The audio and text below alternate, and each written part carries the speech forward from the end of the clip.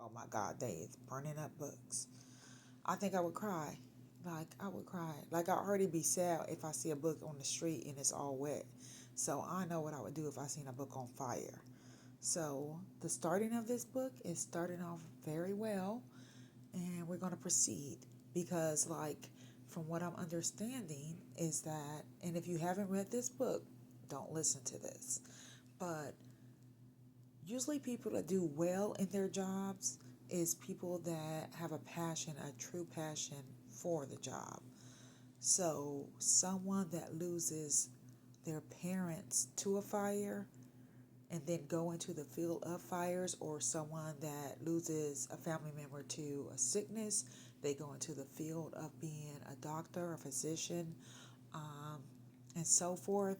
It's like, yeah, they are very passionate about it. But one thing on their job, they usually get in trouble for thinking really outside of the box and doing things that their supervisors usually fuss at them about and might eventually get them fired. But they have such a passion for what they're doing and trying to find out a cure for something. Find out why a fire happened. So they're usually trying to figure out a cure for something, or why the fire happened. And like, especially if it's arson, like to find the person that actually set the fire. In my opinion of the book, I feel like chapter 9 should have been the beginning of the book, the actual book. Like, in the hook should have been where he says, the arsonist says, this can never be forgiven nor forgotten. That should have been the beginning. And it should have went into why he was doing what he was doing. Like, because like her story of her parents dying in the house fire at the beginning really didn't pull me into the story. And so it didn't make me like feel for her, her moving through the story of like trying to find out who the arsonist is, and her arguments with her boss about the ways that she goes about solving fires.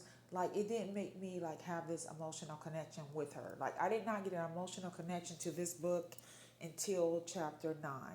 Like, when he started telling the story about his daughter being in the hospital and all the things that she had to go through and why he was doing what he was doing, then I finally was like, oh my goodness, like, I don't feel like I made that connection till chapter 9. And so, like, yeah, you can build on it, but I feel like I'm still stuck on that. Like, the hook should have been like, this can never be forgiven nor forgotten. Because that's like, you know that you getting ready to get God. He finna get ready to get you. And so, like I said, chapter 9 should have begun it. So let's keep going. The devil lurks in the details, and I'm out to find him. Well, Bree finally got it. She done finally figured out who it is. But I thought the daughter like burn up. That's why he was burning up everybody. But she just got her face burned up, and it probably made her depressed because she was looking like kind of rough in the face. But yeah, I don't know, the way that it was reading.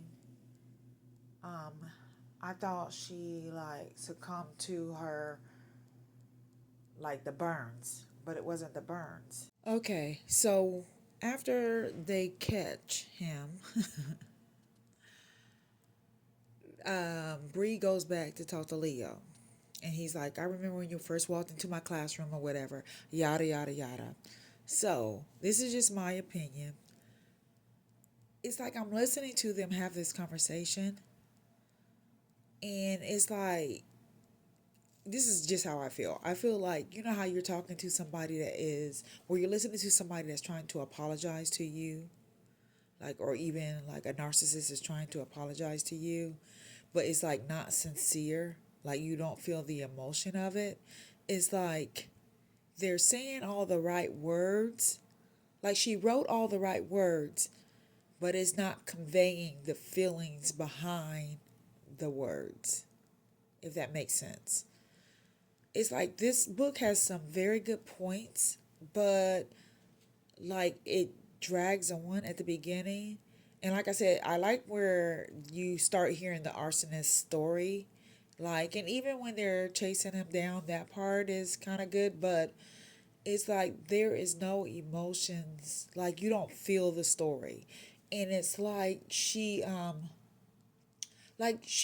I feel like she should have wrote more of, like, you don't see them like her at home cooking dinner, and like if the story is, if her drive is supposed to be behind her parents dying in a fire, they didn't do any flashbacks, or they didn't do any storylines where it was like her talking to her mom and her dad and hugging them, or having these deep conversations where you are drawn in and have emotions, or you are like dedicated to the relationship or the storyline. Like, I'm not like drawn in to like feel sorry for Bree or to root her on or anything like that.